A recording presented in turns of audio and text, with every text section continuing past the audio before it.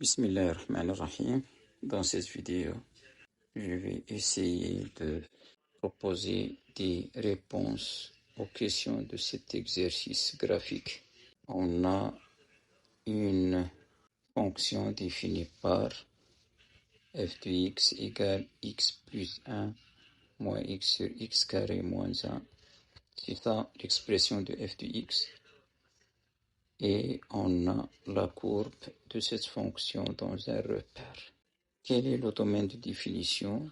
X va appartenir à df si seulement si x carré moins 1 qui est le dénominateur dont la fraction x sur x carré moins 1 doit être différent de 0.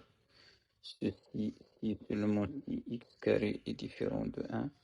Ceci si seulement si x différent de moins 1 et x différent de 1. Donc le domaine de définition contient tous les nombres réels sauf moins 1 et 1 en utilisant les intervalles de moins l'infini à moins 1, union moins 1, 1, union 1 plus l'infini. Bon, moins 1 et 1 n'appartiennent pas au domaine de définition.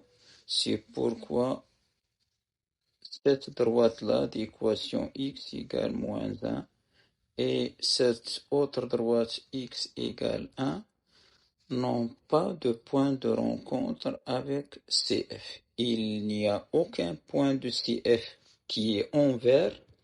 Il n'y a aucun point de CF qui a pour abscisse 1 ou moins 1.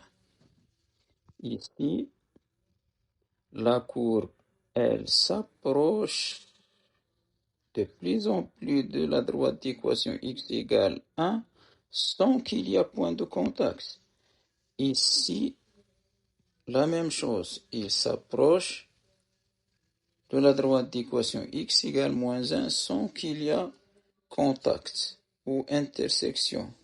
La même chose là, avec x égale 1. Voilà, la même chose là. Ces deux droites, on les appelle des asymptotes verticales à la courbe.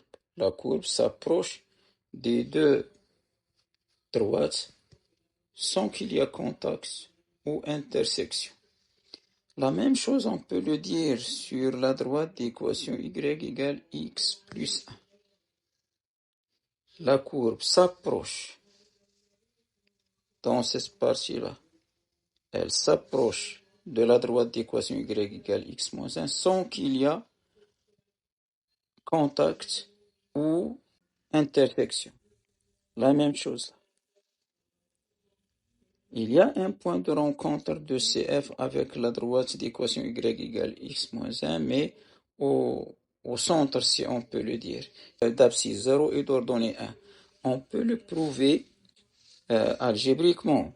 F de x égale x plus 1, si seulement si, puisque f de x c'est x plus 1 moins x sur x carré moins 1, ceci va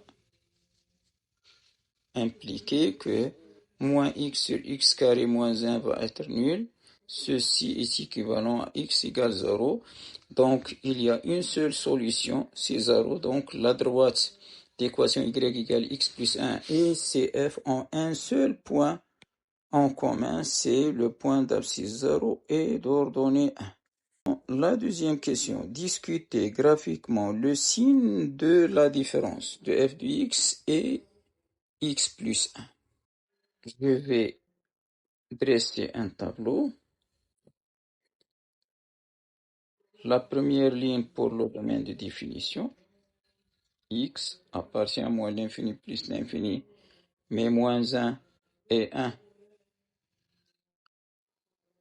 n'appartiennent pas au domaine de définition.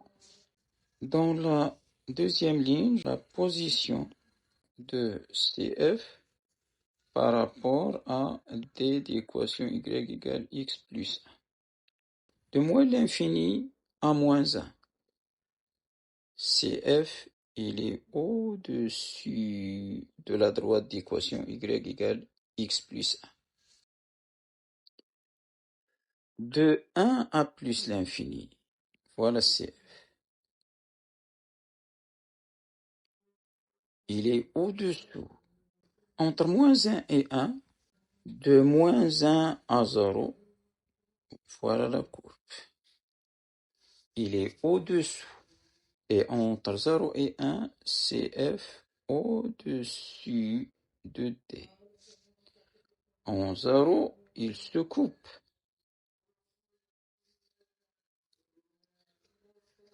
CF coupe D en A 0, 1.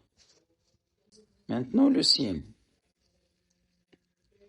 de la différence.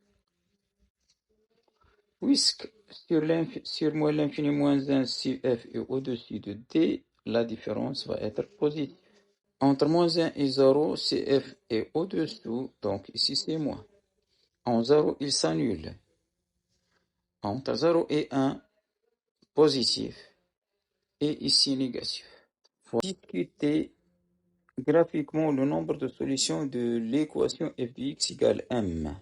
Le nombre de solutions de l'équation f de x égale m est égal au nombre de points de rencontre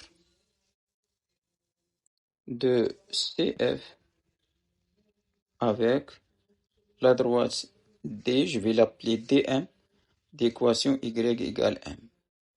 Elle varie lorsque m varie. Pour m égale 0, c'est l'axe des abscisses.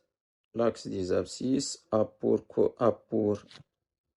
équation y égale 0. Pour m égale 1, c'est la parallèle à l'axe des abscisses qui passe par 1, ou bien par la droite d'abscisse 0 et d'ordonnée 1. Ainsi de suite. Ici, par exemple, c'est la droite d'équation y égale 2. Ici, y égale moins 4.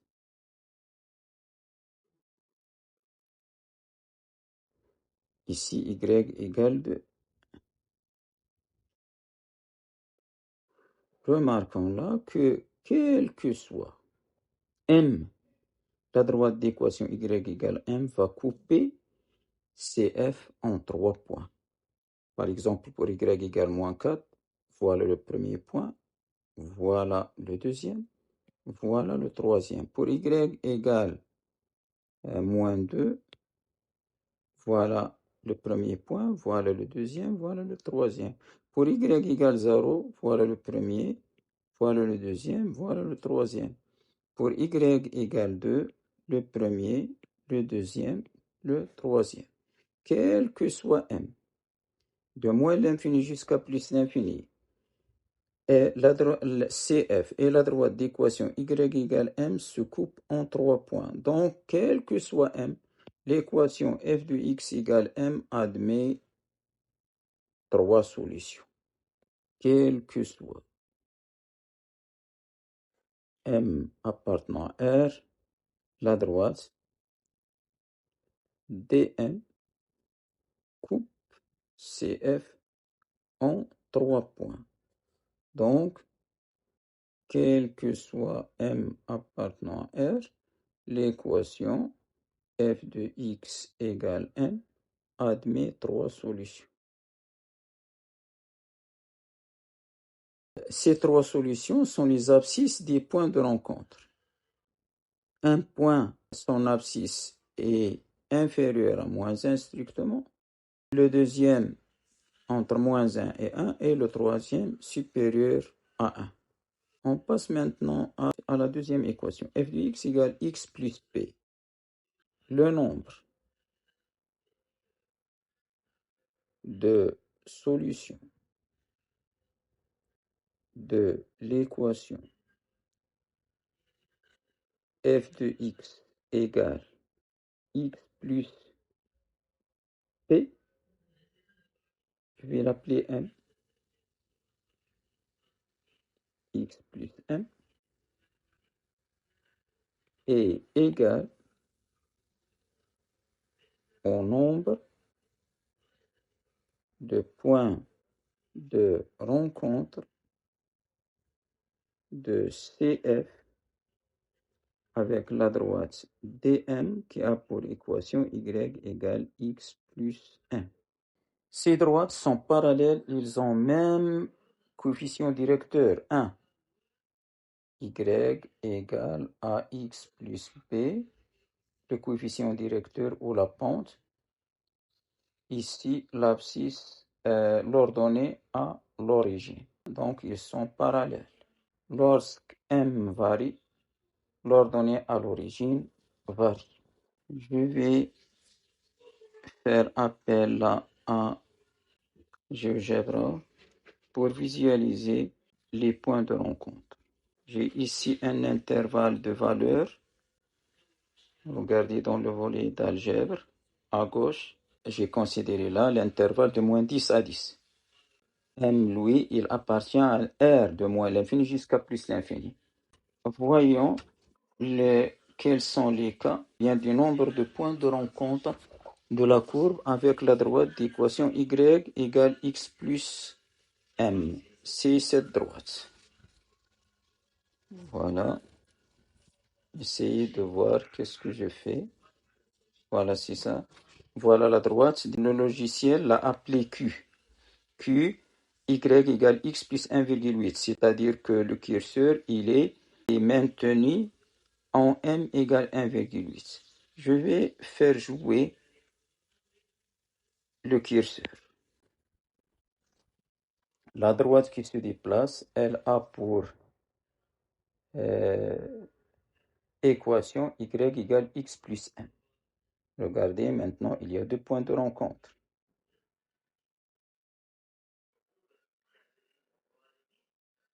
Lorsqu'il va arriver à 4, je vais l'arrêter et essayons de voir quels sont ces points. 4,1. Voilà le premier point. Voilà le deuxième. 2 points. Ici, c'est pour m égale 2,4. Voilà le premier point. Voilà le deuxième. 1,6. 2 points. Voilà le premier. Voilà le deuxième. Un point a pour abscisse une valeur inférieure à moins 1 et l'autre entre 0 et 1.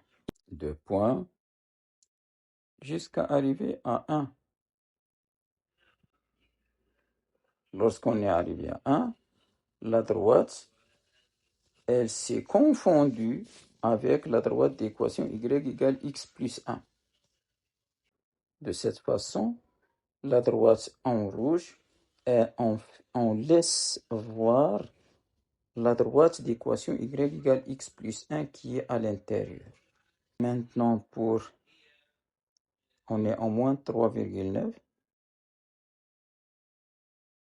Ici, en moins 2, en moins 2, j'essaie de le faire en moins 2, voilà. En moins 2, voilà l'ordonnée à l'origine, c'est moins 2.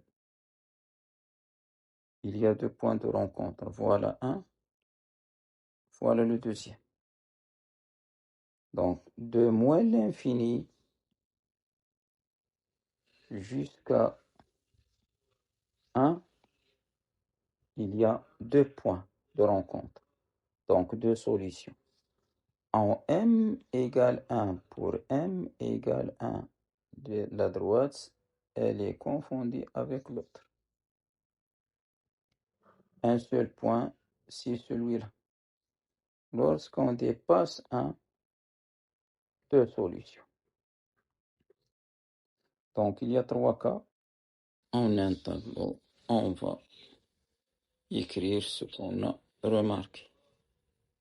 Ici, c'est m, moins l'infini, plus l'infini, nombre de points de rencontre de CF avec dm d'équation y égale x plus 1. De moins l'infini jusqu'à 1, deux solutions. De 1 plus l'infini, deux solutions. Ici, une seule solution. c'est 0, l'abscisse du point de rencontre. Pour les solutions de moins l'infini à 1, une solution est inférieure à moins 1 et l'autre entre 0 et 1. Et pour m appartenant à 1 plus l'infini, deux solutions, une entre moins 1 et 0 et l'autre supérieure à 1. L'équation suivante, f de x égale mx plus 1. Par le même logiciel, maintenant, on a cette droite. Cette droite a pour équation, vous voyez ce qu'il a écrit, h, y égale mx plus 1. Ce qui varie, c'est m. Lorsqu'on fait varier m, la droite varie. Remarquez qu'il passe toujours par le point d'abscisse 0 et d'ordonnée 1, car si on remplace x par 0, ça va donner y égale 1. Maintenant, il y a une valeur pour laquelle la droite est confondue avec la droite d'équation y égale x plus 1. Regardez, dans ce cas, il y a 3 points.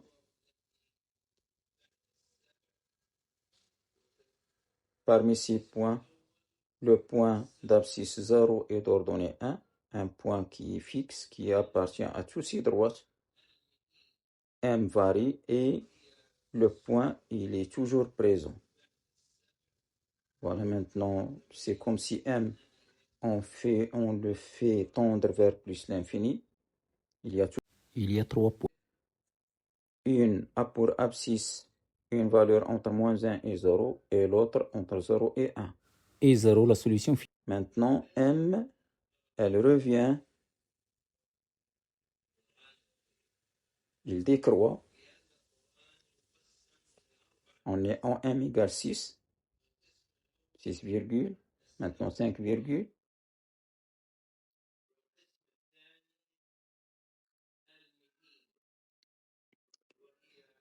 Regardez une valeur remarquable là, en 2.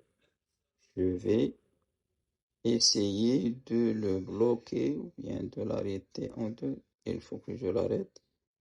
2. 2x plus 1. Pour 2x plus 1, il y a une seule valeur. Un seul point de rencontre.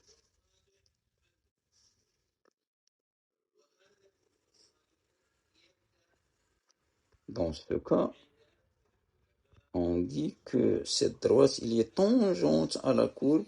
C'est comme le cas d'un cercle.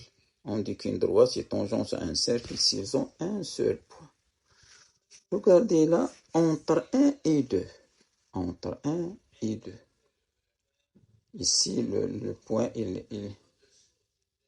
voilà, je vais essayer de le faire manuellement. 1,6.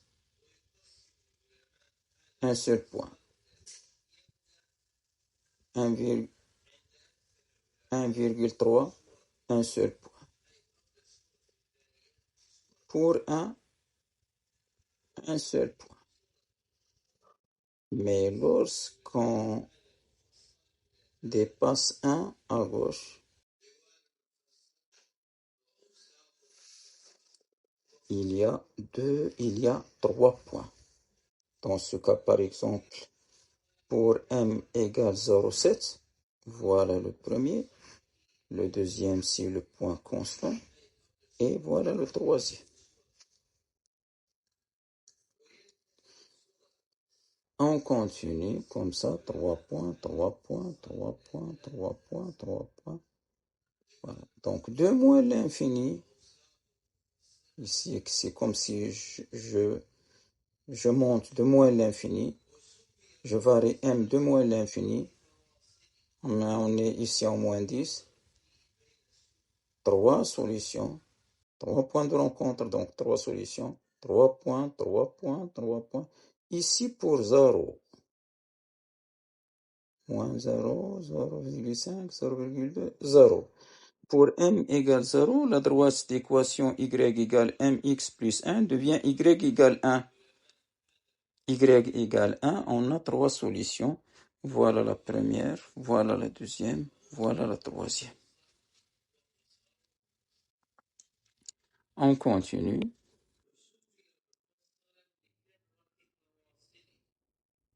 Ici, on revient vers moins l'infini. 3 points, 3 points, 3 points. Donc, trois solutions, trois solutions. Une solution est inférieure à moins 1. L'autre, elle est constante, c'est 0. Et l'autre, elle est supérieure à 1. On va arriver à moins 10. Puis, les valeurs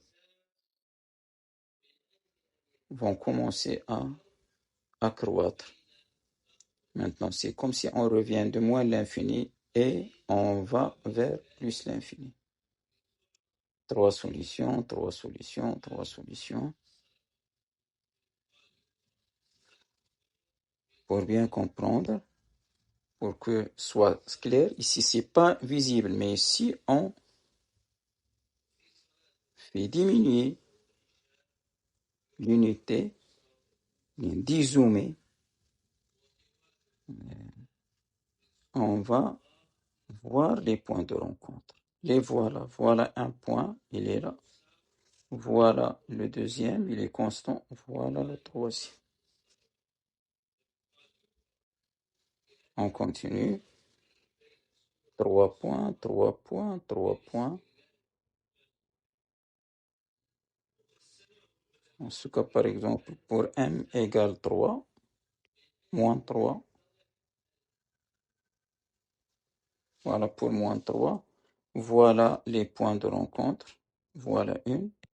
Voilà le deuxième, il est constant. Voilà le troisième. Donc, trois solutions qui sont les abscisses des points de rencontre. Pour celui-là, son abscisse il est inférieur à moins 1. Pour celui-là, l'abscisse c'est 0. Et pour celui-là, l'abscisse il est supérieur à 1. On continue. 3 points, 3 points, 3 points.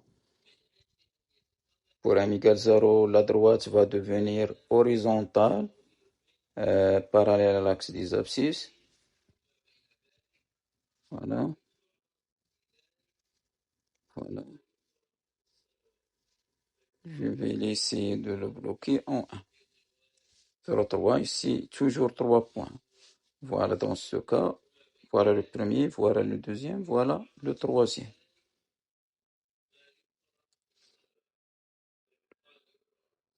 Ici, on approche de 1. Voilà pour 1. Il est devenu, la droite est devenue confondue avec la droite d'équation y égale x plus 1. Un seul point de rencontre, c'est ce point-là. De 1 à 2, 1,4, toujours un point. 1,8, toujours un point. Jusqu'à 2, pour 2, un seul point. Mais lorsqu'on dépasse 2, trois solutions. Par exemple, là, voilà le premier point. Voilà le deuxième là. Le troisième, c'est le point fixe à 0,1. Ceci graphiquement.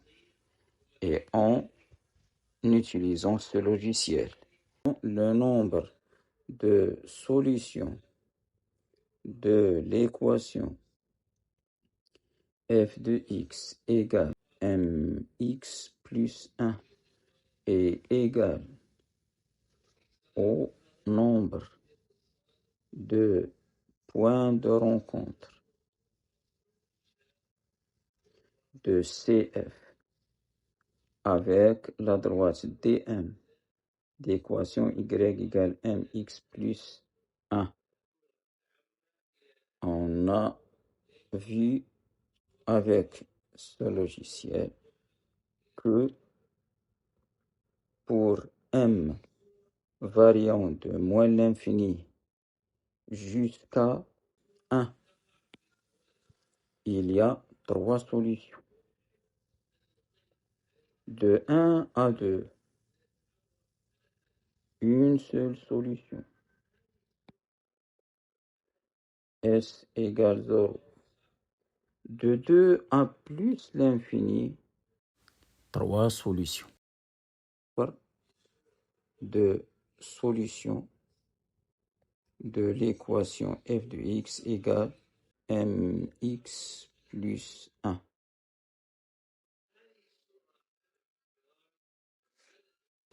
Dressez le tableau de variation de f. Vous voyez que f est toujours croissante sur les 3 intervalles. X de moins l'infini jusqu'à moins 1. Moins 1 n'est pas dans le domaine de définition. 1 n'est pas aussi dans le domaine de définition. Ici croissante, ici croissante, ici croissante. La question est soit x appartenant à df, vérifie que moins x appartient à df, puisque df est symétrique par rapport à 0. Donc, pour tout x appartenant à df, on a moins x appartient à df.